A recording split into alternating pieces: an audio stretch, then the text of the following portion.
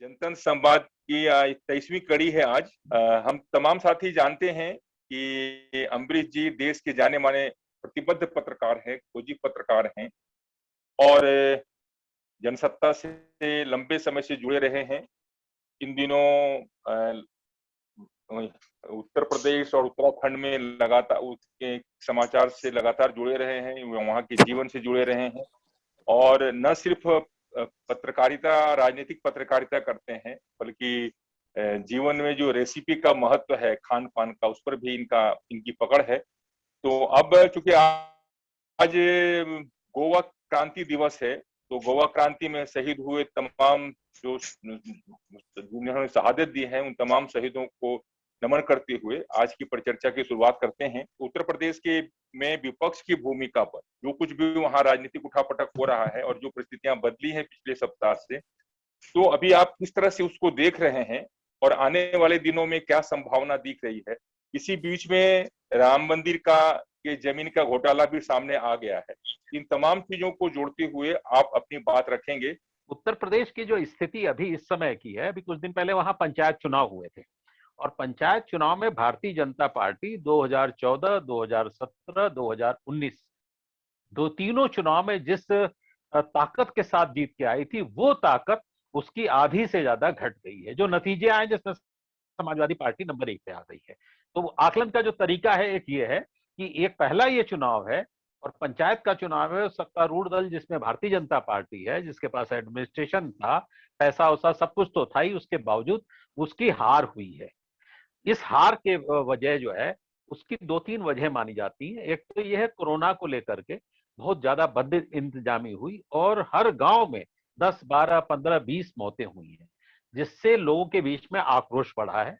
पूरे प्रदेश में और भी जगह हुआ होगा, बिहार और बाकी जगह, लेकिन उत्तर प्रदेश में बहुत बुरी तरीके से जो है लोगों को परेशानी हुई है। अस्पतालों में लोगों को जगह नहीं मिली, ऑक्सीजन नहीं मिला, रेमडेसिविर जैसे इंजेक्शन नहीं मिले और बड़े पैमाने पर मौतें हुई लोगों की, जिसकी वजह से भारतीय जनता पार्टी से मोहभंग की स्थिति शुरू हो चुकी है। दूसरे जो हमारे मुख्यमंत्री हैं योगी आदित्यनाथ, जिनके बारे में उन्हीं की पार्टी के लोगों का आरोप है कि वो राजपूत बिरादरी को लेकर के ज्यादा आगे बढ़ते हैं और बाकी बिरादरियों को उन्होंने छोड़ दिया। सबसे ज्यादा इसमें नाराजगी ब्राह्मण बिरादरी की है और जो दलित गैर जाटो दलित जातियां थी, गैर यादव जो पिछड़ी जातियां थी, जिसका एक अम्ब्रेला बनाया गया था भारतीय जनता पार्टी ने, जिसकी वजह से वो जीत करके पूरी ताकत से आई, वो अम्ब्रेला भी धीरे धीरे उसकी वो ताकत भी खिसक रही है।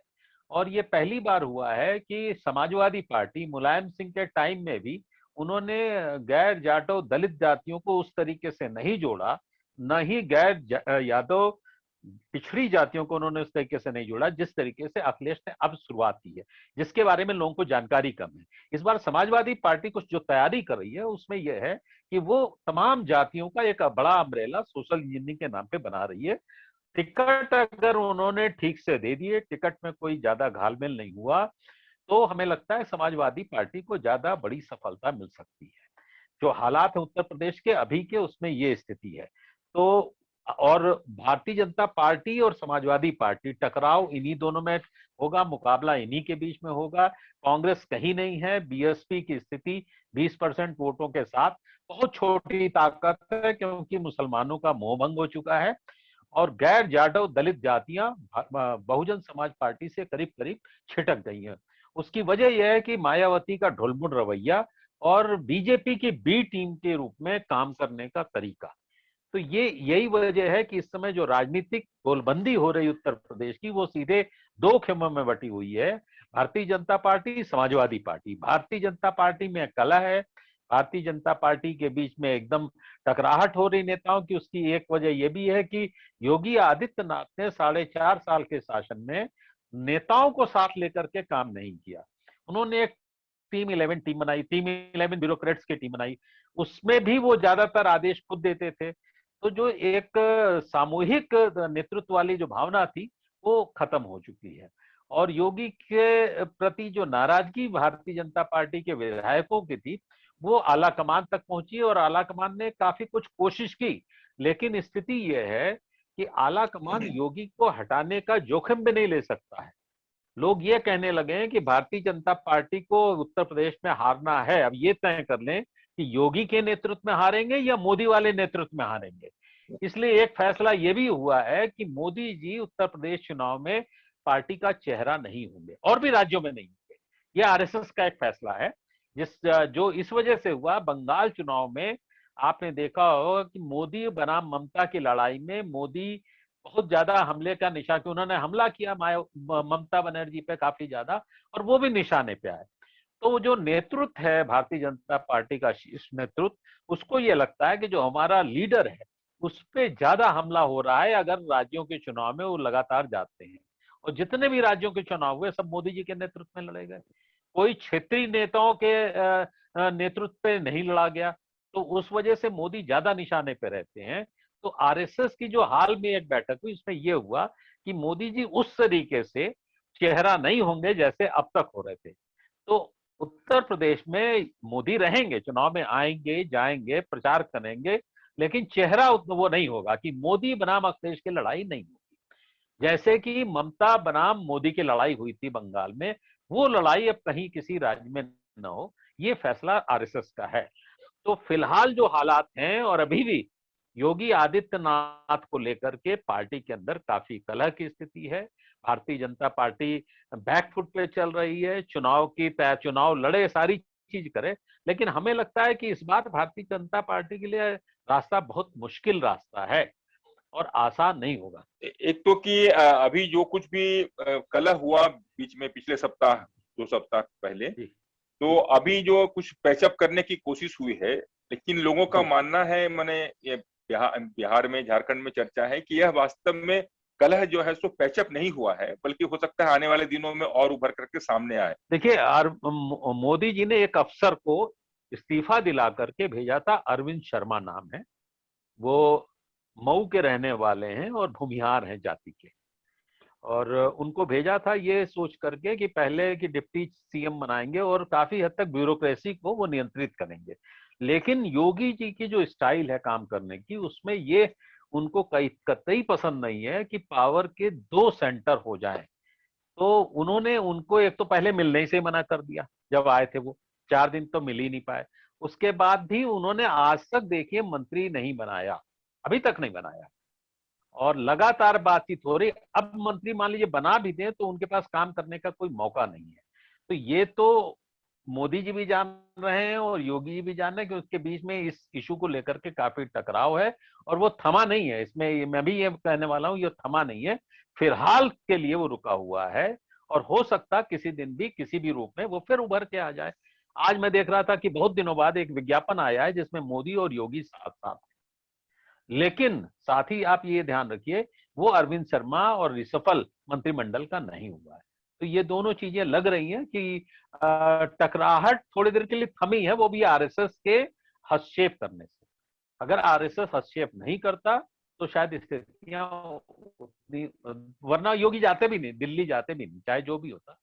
तो हमें लगता है आरएसएस ने कुछ समय के लिए उसको थामा है, पर दिक्कतें हैं भारतीय जनता पार्टी और इन दोनों नेताओं के बीच में अभी कटुता बरकरार है। जी, अभी एक और सवाल उठ रहा है कि जो पंचायत चुनाव हुआ उस कारण, उस पंचायत चुनाव में जो किसान आंदोलन हुआ है उस कारण से पश्चिमी उत्तर प्रदेश में भाजपा बुरी तरह हारी है।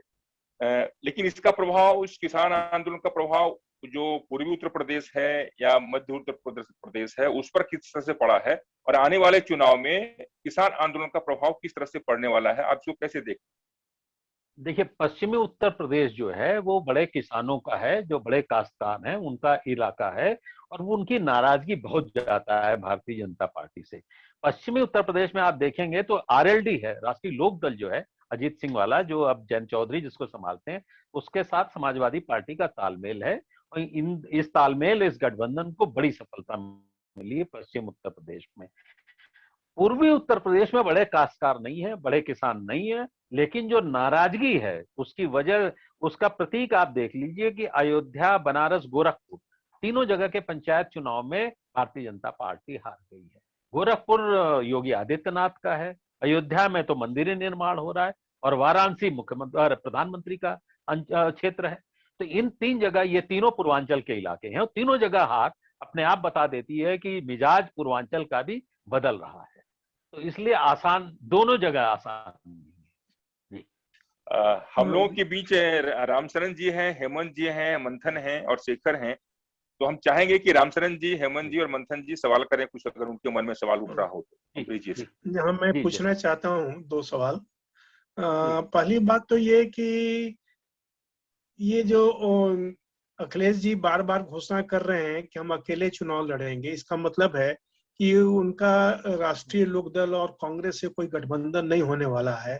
तो ऐसी स्थिति में क्या अपेक्षित रिजल्ट मिल जाएगा यदि सब अलग अलग लड़ेंगे, या सबको जुड़ कर के लड़ना ज्यादा फायदेमंद रहेगा? और ऐसा क्यों घोषणा कर रहे हैं अखिलेश जी कि हम अकेले चुनाव लड़ेंगे? नहीं नहीं, आरएलडी का नाम कहीं नहीं, आरएलडी से तो हो चुका है उनका गठबंधन। आरएलडी से कभी नहीं, उन्होंने ये कहा है हम बड़े दलों से नहीं लेंगे जिसमें कांग्रेस है। उसकी वजह है 2017 का जो चुनाव था, उसके बाद आप देखिए बहुत वोट ट्रांसफर नहीं हुआ, उनका नुकसान हुआ। इन्होंने बड़े पैमाने पे कांग्रेस को सीटें दे दी और कांग्रेस जीत नहीं पाई, बहुत कम सीटें जीत पाई, स्ट्राइक रेट उसका बहुत खराब था। वो अगर फिर इस बार करेंगे एक्सपेरिमेंट तो इनको नुकसान होगा। इस वजह से उन्होंने कहा हम कांग्रेस से तालमेल नहीं करेंगे। बसपा ने खुद तालमेल तोड़ दिया, बसपा को फायदा हुआ, 10 सीटें मिली 0 से, लेकिन उसने तोड़ दिया। आरएलडी से इनका है। दूसरा, इन्होंने नया जो इक्वेशन बनाया वो ये है कि छोटे छोटे दलों का अम्ब्रेला ऑर्गेनाइजेशन एक बनाएंगे, जिसमें अपना दल, महान दल, निषाद दल, सारी पार्टियों को, छोटी छोटी पार्टियों को जोड़ करके, ये वही स्ट्रेटजी है जो भारतीय जनता पार्टी ने उत्तर प्रदेश में बनाई थी, जिसकी वजह से उसको बड़ी ताकत मिली। तो अब बड़े दलों में कांग्रेस, जैसे बिहार में तो थोड़ी स्थिति बेहतर है, उत्तर प्रदेश में कांग्रेस के पास कहां विधायक ही नहीं है, बहुत कम संख्या है। बसपा के पास 6 विधायक हैं। तो ऐसी स्थिति में कांग्रेस से इनका तालमेल फिर नुकसान न दे, इस वजह से वो कांग्रेस से नहीं करेंगे, लेकिन बाकी दलों से करेंगे। बाकी दलों में आरएलडी से उनकी बात ऑलरेडी हो चुकी है। आरएलडी नहीं हुई है, बल्कि भीम आर्मी जो है, जो चंद्रशेखर की मानी जाती है, जो दलितों को, उभरते हुए दलित युवा नेता हैं, उनके साथ बात हो रही है। और करीब 2 दर्जन क्षेत्रीय जो छोटे छोटे दल हैं उनसे उनकी बात हो रही है। तो इस रणनीति को बेहतर माना जा रहा है। एक सवाल और है कि हम लोग को लगता है कि बाहर से यूपी की वास्तविक स्थिति क्या है कि कांग्रेस ज्यादा एग्रेसिव लगती है और समाजवादी पार्टी कुछ विरोध की भूमिका में नहीं आती है, सिर्फ संगठनात्मक स्तर पर, या लगता है कि वो इस भरोसे में है कि बीजेपी की गलतियों का फायदा तो हम ही को मिलेगा, तो कोई आंदोलन वाली भूमिका उसकी नहीं लगती है यूपी में। और हमें लगता है इसमें जानकारी का अभाव है, और हमारे जो अखबार है, मीडिया के लोग हैं, वो एक तो जैसे गाजियाबाद, बलिया की खबर गाजियाबाद तक भी नहीं आती है। आपको ध्यान नहीं होगा कि अखिलेश यादव की गिरफ्तारी उनके घर पे ही कर ली गई थी, और आंदोलन कम से कम 20 बार हुए हैं, लाठियां खाई हैं, बहुत मारे गए लोग। अभी कोरोना काल है इस समय। अखिलेश यादव इस समय ऐसा नहीं कि उन लोग चुप बैठे हुए, पिछले 2 महीने से उनके यहाँ बैठकों का सिलसिला और एक सोशल इंजीनियरिंग के क्षेत्र में काम हो रहा है, एक एक क्षेत्रवार काम हो रहा है। आंदोलन में जो आप कांग्रेस की बात कर रहे हैं, देखिए लल्लू सिंह जो हैं, पिछड़ी जाति से आते हैं, वो लखनऊ में प्रदर्शन, धरना प्रदर्शन करते हैं, लेकिन जमीन पे उसका असर वोटों में कुछ नहीं होने वाला है। आपको ध्यान दिलाएं कि बहुजन समाज पार्टी की अध्यक्ष है मायावती, 2-3 बार सत्ता में आई है।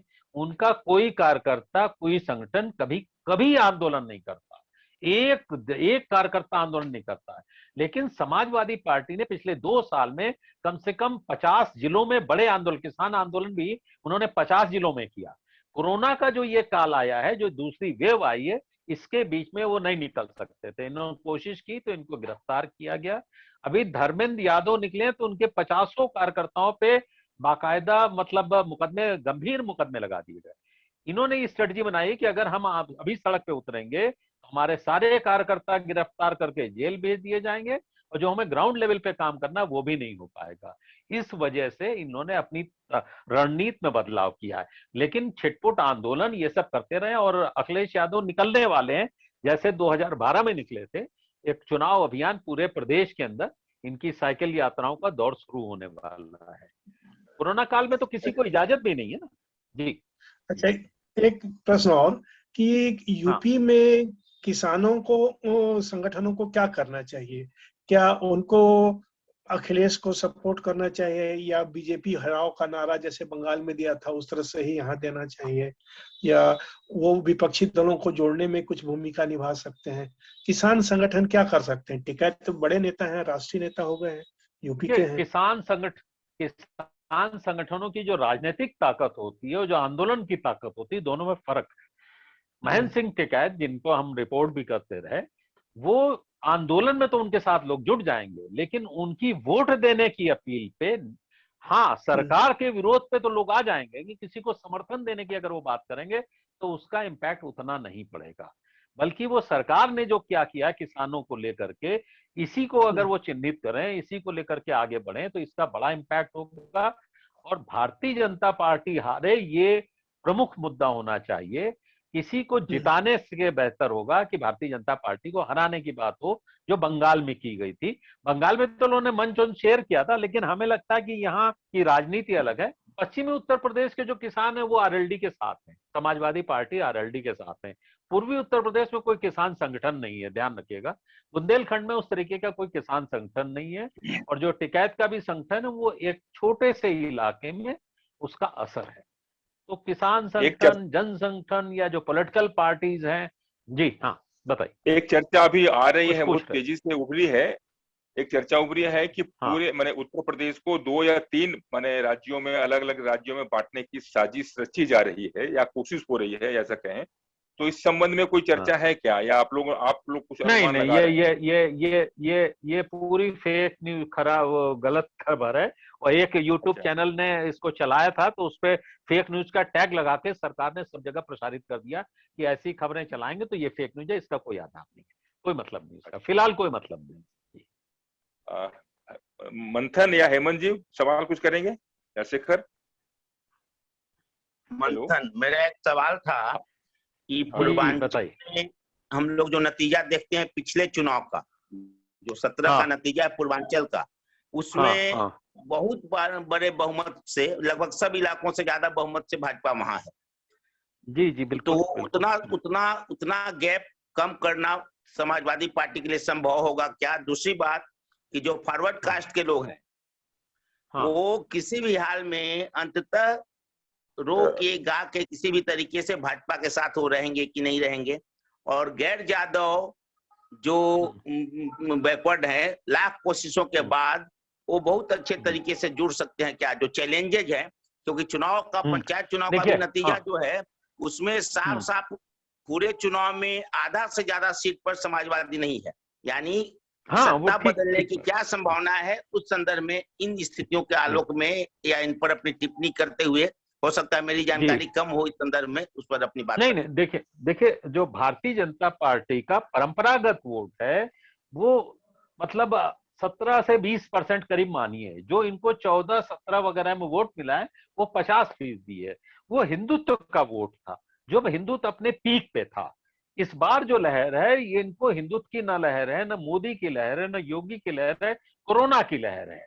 कोरोना से जो गांव-गांव में कैजुअलिटी हुई है, जिससे लोगों के अंदर गुस्सा है, नाराजगी है, उसका आक्रोश, जैसे बंगाल में हम लोगों ने देखा, जो बहुत ज्यादा आकलन उन्होंने किया था वो गलत साबित हुआ। तो इस बार उतना वोट नहीं मिलेगा कि 50% वोट भारतीय जनता पार्टी को मिल पाएगा। जो पूर्वांचल की आपने बात कही, अगर उसका वो वोट चल गया जो हिंदुत्व का है, अगर वो छिटक गया, तब तो फिर वही 17 से 20% के आसपास आ जाएगी।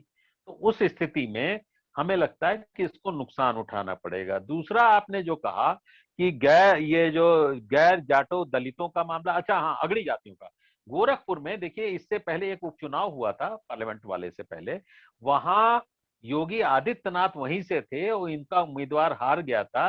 वहां यादव ने समाजवादी पार्टी को समर्थन किया था और वहां के ब्राह्मणों ने किया था समर्थन। हरशंकर तिवारी, मैं वहीं पे था उस चुनाव में, मैं मिलने भी गया था हरशंकर तिवारी से। तो ब्राह्मणों की वजह से सिर्फ वो भारतीय जनता पार्टी वहां का चुनाव हार गई। और अब जो अगड़ी जातियों का मामला आ रहा है, उसमें ब्राह्मणों का वोट शिफ्ट हो सकता है भाजपा को छोड़ करके समाजवादी पार्टी की तरफ। तो ये है। और अगड़ों में ऐसा जरूरी नहीं होता है कि हमेशा सारा वोट ही जाए भाजपा को। पिछली बार भी 2012 के चुनाव में भी अगड़ों का भी अखिलेश यादव को वोट मिला था। इस बार जो सोशल इंजीनियरिंग की जा रही है कि गैर यादव पिछड़ी जातियां गैर जाटो दलित जातियां इनको ये टिकट देते हैं और इन लोगों को लेते हैं, तो उसका भी असर दिखेगा, ये है जी। अच्छा, मैं एक बात और पूछना चाहूंगा कि मनोज सिन्हा को और ये इसके ये जो शर्मा जी हैं, इन लोगों को नहीं लाने का असर भूमिहार लोगों पर क्या पड़ेगा? भूमिहार लोगों का कोई वोट बैंक नहीं है उत्तर प्रदेश में उस तरीके से, एक जिला दो जिला है। वो देखिए मनोज सिन्हा हार गए थे खुद अपना चुनाव, आपको ध्यान होगा, इसी वजह से काफी निराशा हुई। तो भूमिहारों के वोट का कोई बहुत असर नहीं पड़ता। इसी वजह से लोग कहते हैं ना, उनका मुख्यमंत्री बना दीजिए तो नुकसान ही होगा, कोई फायदा नहीं होगा, क्योंकि जातियों का समीकरण आप भूमिहार को बनाएंगे तो उससे नाराजगी कुछ की ज्यादा होगी। और गाजीपुर, जौनपुर और ये मऊ का, आजमगढ़ मऊ का इलाका, इसके अलावा भूमिहारों की संख्या कहीं निर्णायक नहीं है, तो इसलिए उनको चुनाव में उनकी कोई खास भूमिका नहीं बनती है। बिहार में हो सकता है, बिहार में पॉकेट है, यहाँ बहुत कम पॉकेट है। लेकिन ब्राह्मणों की संख्या तो काफी अच्छी है। और ब्राह्मणों की संख्या, ठीक कह रहे हैं आप, ब्राह्मणों की क्या संख्या है, लेकिन ब्राह्मणों की संख्या में एक तो विवाद है, 10-11% जो कहा जाता है, कितना है, कोई ऐसी गणना उड़ना तो नहीं आई, मैं तमाम लोगों को देख रहा हूं। लेकिन ब्राह्मणों का वोट भारतीय जनता पार्टी को पूरा इस बार जाने वाला नहीं, उसमें काफी विभाजन हो रहा है और बहुत नाराजगी है। और योगी आदित्यनाथ को लेकर के ब्राह्मण काफी ज्यादा नाराज रहते हैं। उनका मानना है कि इन्होंने एक तरीके से राजपूतवाद चलाया है, और हम लोग तो लिखते हैं कि 4 साल 11 महीने राजपूत रहते हैं, 1 महीना ये हिंदू हो जाते हैं जब चुनाव आता है योगी जी। तो वो असर नीचे तक है। तो एक आम ब्राह्मण जो है वो योगी आदित्यनाथ से नाराज है, तो उसकी नाराजगी का असर भारतीय जनता पार्टी पे पड़ेगा। ये आम आदमी पार्टी भी काफी मैंने जो है मेहनत मैंने कर रही है, और संजय सिंह ने जो सवाल उठाया है उसका क्या असर पड़ने वाला है? मैं नहीं, वो हमारे मित्र भी हैं संजय सिंह, वो सारी चीजें ठीक हैं, लेकिन आम आदमी पार्टी का ग्राउंड स्तर पे न तो कोई जातीय वो है समीकरण है, और न कोई जीत करके, देखिए वो शहरी अर्बन पार्टी है आम आदमी पार्टी, सबको पता है। लेकिन जो चुनाव होगा, जो विधायक से लेकर के उसमें इनका प्रभाव बहुत बहुत कम, न्यूनतम रहेगा। तो इसलिए अभी उस पे हम लोग मतलब अन्ना आंदोलन की तरह रहेगा, तो बहुत ज्यादा कोई असर नहीं, पॉलिटिकल असर नहीं है। हाँ, यहाँ हो सकता है उत्तराखंड में छोटे छोटे पॉकेट्स हैं, यहाँ थोड़ा अर्बन वो एरिया में उनकी ताकत बन जाए। उत्तर प्रदेश में नहीं लगता, अभी नहीं लगता है। ये खाली यूपी का सवाल नहीं है, लेकिन पूरे देश के स्तर पर देख रहे हैं कि दलित और अति पिछड़ी जातियां बीजेपी के नजदीक जा रही हैं, जबकि मनुवाद के वो समर्थक है, लेकिन दलित लोग क्यों बीजेपी की ओर आकर्षित हो रहे हैं? नहीं, उसकी वजह है कि ये जो इनका जो सोशल इंजीनियरिंग का पूरा कॉन्सेप्ट है आरएसएस का इनका, वो करते ये हैं कि इनकी जाति, मान लिए राजभर है तो उनके नेता को समाहित करते हैं, कुशवाहा है उनके नेता को करते हैं। हालांकि अभी इधर मोहभंग शुरू होने लगा है, जैसे ओम प्रकाश राजभर विरोध में है, वो हराने की बात कर रहे हैं।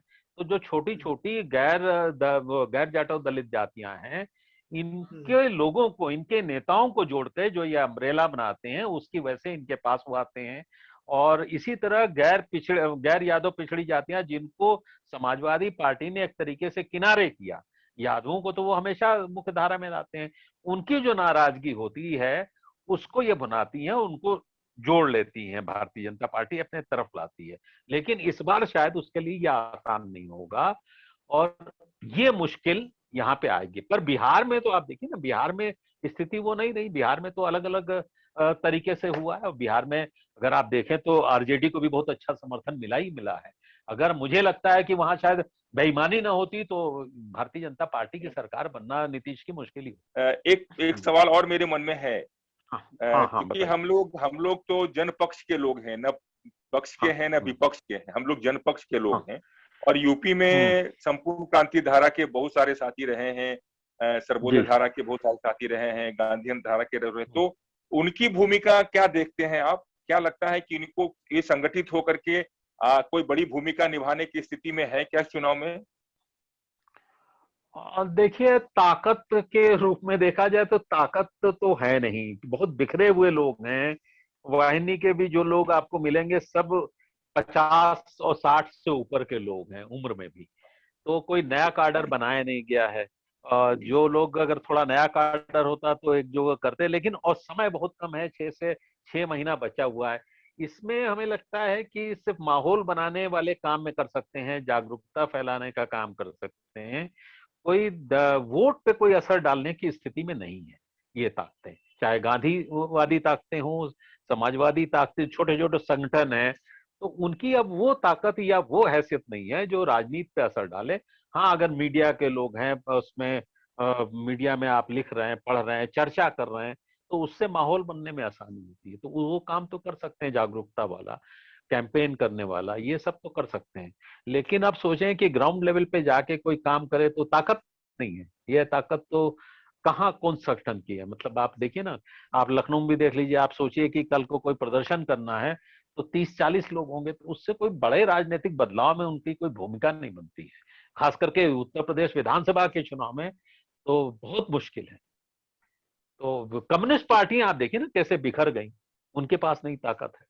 तो अब जन संगठनों की ताकत धीरे धीरे खत्म होती जा रही है, नया काडर बनाया नहीं है, नए नौजवान है नहीं, यूनिवर्सिटी में आपके पास लोग नहीं है। अरे आप तो छोड़िए, AISF होती थी, ऑल इंडिया स्टूडेंट फेडरेशन, कितना बड़ा संगठन था, आज एक आदमी, एक लड़का लखनऊ यूनिवर्सिटी में नहीं है उनका।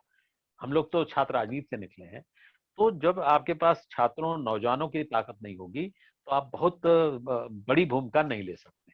हम जी हेमंत बोल रहे हैं, हम जी, केवल यही नमस्कार जानना चाह नमस्कार। रहे हैं। नमस्कार, जी वो तो जी। परिचित है। मैंने हम ये जानना चाह रहे हैं कि कुल मिला के 14 से 19 के बीच में हमने एक देखा कि हिंदुत्व का ब्राह्मणवाद जो है, हम्म माने बीजेपी का या आरएसएस का जो ब्राह्मणवाद है, और समाजवादी पार्टी, कांग्रेस या जिसका भी है, जो ब्राह्मणवाद है वो जीता है। और ब्राह्मणवाद के बीच ही ब्राह्मणवाद के दो चेहरे हैं, उसमें ब्राह्मणों की संख्या कितनी है, गिनती कितनी है, ये बहुत महत्वपूर्ण होता है। क्योंकि यादवों के जो ब्राह्मणवाद के पोषक हैं या गैर ये यादव पार्टियों में, उन लोगों ने बीजेपी को, माने आरएस को, हिंदुत्ववाद के ब्राह्मणवाद को पोषण दिया, उसको जिताया। और आप बोल रहे हैं कि वही अब खिलाफ हो रहे हैं। तो कुल मिलाकर, हाँ बोलिए। जी जी जी, हाँ हम बताइए पहले, हाँ आप अपनी तो ये सवाल पूरा करिए। ब्राह्मणवाद, राजनीति का जो ब्राह्मणवाद है वो पूरे देश में हावी है। वो इस बार बीजेपी, यहाँ मोदी बने, योगी अगर आ गए तो भी मोदी जीतेंगे, और योगी हारे तो भी मोदी जीतेंगे। और देखिए, दो चीज है हेमंत जी, अगर योगी हारे तो मोदी हार जाएंगे पार्लियामेंट का चुनाव, पहली चीज जान लीजिए। इसलिए ये तात्कालिक उसमें लिखे है कि योगी को हरा दिया उन्होंने, लेकिन यूपी गया तो मोदी जी प्रधानमंत्री अगली बार नहीं बनेंगे, पहली चीज।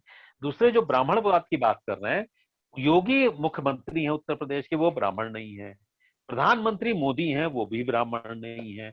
उत्तर प्रदेश के जो ब्राह्मण चेहरे होते थे वो सारे जो पुराने चेहरे थे, कलराज मिश्र से लेके अटल बिहारी वाजपेयी तो गुजर गए, कलराज मिश्र एकदम किनारे हाशिए पे हैं। आज कोई ब्राह्मण नेता उत्तर प्रदेश में भारतीय जनता पार्टी का बता दीजिए जो राष्ट्रीय फलक पे कहीं पे छाया हो, एक नाम नहीं मिलेगा आपको। तो ये जो ब्राह्मणवाद वाला जो मामला है, अब शायद ब्राह्मणवाद वाली स्थिति भारतीय जनता पार्टी में उस तरीके से बची नहीं है, क्योंकि आप ऊपर 1, 2, 3 भी देख लीजिए तो योगी हैं, फिर केशव प्रसाद मौर्य हैं, फिर दिनेश शर्मा, जिनको ब्राह्मण आप मान सकते हैं पर वो पंजाबी ब्राह्मण हैं और उनकी कोई कॉन्स्टिट्यूंसी नहीं है और कोई हैसियत नहीं है। तो ब्राह्मण नेतृत्व इसी बात से नाराज है कि हमारा किसी नेता को उभरने नहीं दिया जा रहा है। तो ब्राह्मण वाला मामला, और उत्तर प्रदेश में जो नाराजगी लोगों की ये भी है कि बड़े जो इनकाउंटर्स हुए हैं और हाशिए पे बहुत सारे विधायक ब्राह्मण हैं, सबको इन्होंने हाशिए पे रखा हुआ है। कोई आप बताइए, कोई एक नाम ले लीजिए कि ब्राह्मण नेता हो जिसको उत्तर प्रदेश में पहचान बन रही हो। तो अब वो स्थिति नहीं है ब्राह्मणों की जो पहले होती थी, जो अटल बिहारी वाजपेयी के जमाने में, कलराज मिश्र के जमाने में होती थी, अब वो स्थिति नहीं है जी। तो आपको ऐसा लगता है क्या कि यूपी चुनाव में जो अम्ब्रेला जो बनने वाला है, माने विपक्षी जो छोटे अम्ब्रेला, वो उसमें सब नाराज हैं, एक एक जाति का नेतृत्व नाराज है, उन नाराजगी के बीच समझौता हो सकता है। आप ये बोल रहे हैं? नहीं, मेरा ये कहना है ये अम्ब्रेला इनका बिखर रहा है। इनका तो बना हुआ था, जो बनाया था हाँ, बड़ी उनका तो मेहनत से बिखर बनाया रहा था है, आरएसएस ने। उनका कर बिखर रहा और जो है। अखिलेश समाजवादी पार्टी कर रही, जो बनाने की कवायद में जुटी है, अगर टिकट बांटने में ये सफल हो गई उस अम्ब्रेला के मुताबिक, उसके रेशियो के मुताबिक, तो ये सफल माने जाएंगे। क्योंकि ये देखिए, छोटे जो दल होते हैं या जो जातियों का इक्वेशन होता है, इनको संभालना बहुत मुश्किल होता है। ये छोटे होते हैं पर सौदेबाजी में बड़े होते हैं। वीपी सिंह ने ये वो किया था, एक बार प्रयास किया था, और उसमें हुआ ये कि अंत में इतनी सौदेबाजी हुई कि वो बिखर गया पूरा मामला। और उसका नतीजा यह निकला कि वो पूरी पार्टी हार गई। जो जनमोर्चा थी, जनमोर्चा गठबंधन, एक सीट शायद मिली थी, और उस चक्कर में मायावती जीत गई थी, क्योंकि मुलायम सिंह के खिलाफ तो आंदोलन ही चल रहा था पूरा। तो इस समय जो है, इस समय भारतीय जनता पार्टी हराव का अभियान उत्तर प्रदेश में हमें लगता है बड़े पैमाने पे चलेगा। और उसका फायदा जो है पहले नंबर पे समाजवादी पार्टी और फिर बीएसपी को मिल सकता है।